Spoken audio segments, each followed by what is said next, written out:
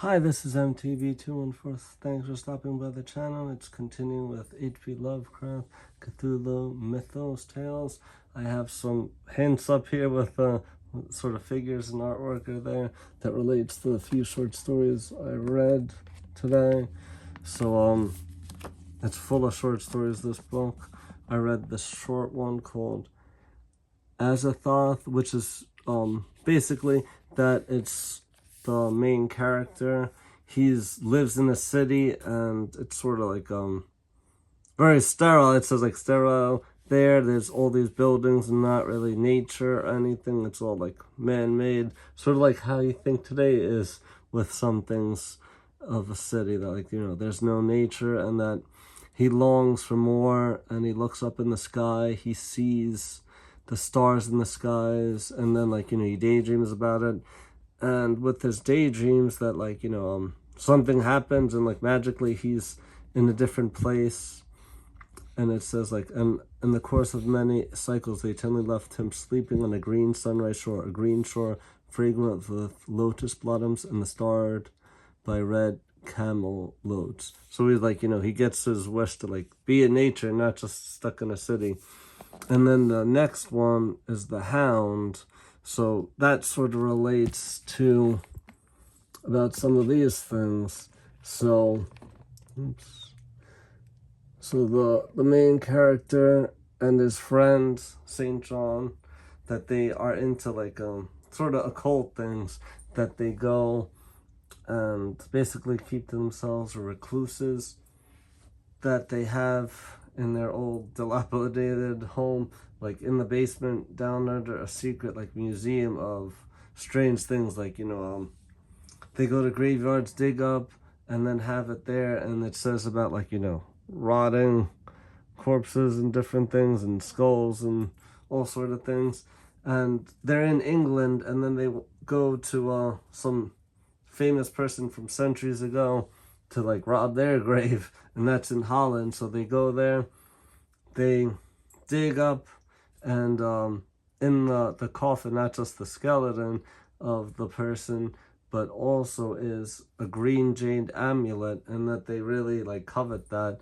So they take that, they go back to England, bad things ensue, and that they're, like, worried about it. And actually his friend is killed by some sort of hound creature.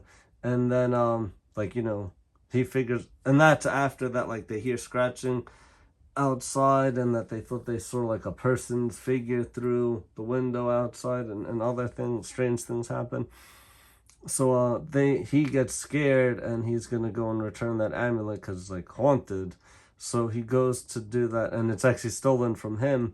And then what happens, he hears about, like, in that town that there was another killing from the creature. And then he goes to the grave and, like, redigs it up. It's easy, and sees that that skeleton doesn't look so much like a skeleton anymore, but looks more like fresh and alive and, like, undead in a way, and has the amulet back. So that's why I have the Nosferatu's Count Orlok, like, and holding Dracula book. So it's sort of like a vampire story and, like, haunted, and that's why the bat. So those were interesting stories to read in here. And this actually is from, this artwork is actually from the game, like, Warhammer 40,000. So then it sort of reminded me of that, because, like, skulls and different things. So I put two up with that. It's definitely interesting reading these works. So there's the Hound, and then there's one more called The Festival. So this is sort of like an occult sort of thing too, that the main character is traveling for the Yuletide, which is, like, around Christmas time, and he's going back to, like, an ancient land of his ancestors for, like, some family thing.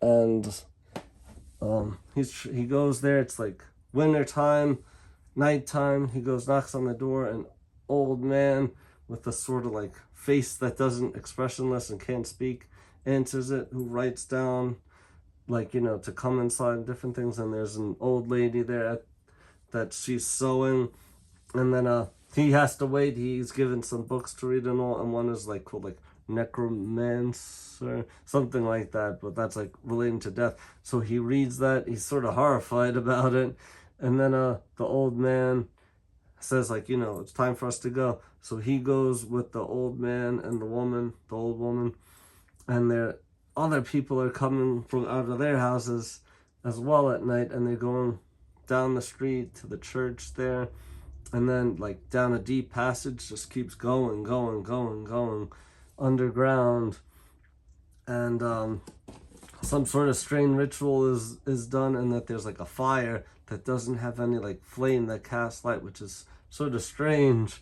And then there's these creatures, there's like, you know, a river there and these creatures, and then the old man is like, come on the creature to, like, you know, continue with the rite of passage, and he doesn't want to do that. The old man face is sort of like a mask. He thinks it's like a wax mask because it's expressionless. And the old man is like, you know, oh, like, you can trust me, and like opens up his cloak and shows him a watch and something else, which is actually from like the 1600s, and then it's like that belonged to his like great maybe 5-8 times grandfather. So it's like, how is this, like, is this like I'm taken to the underworld? Is like my ancestor some sort of like kept alive in some evil way? We don't know, but it's interesting. And then like he wakes up and he's in a hospital after that, and it's in the same town, but it's like, you know, modern times.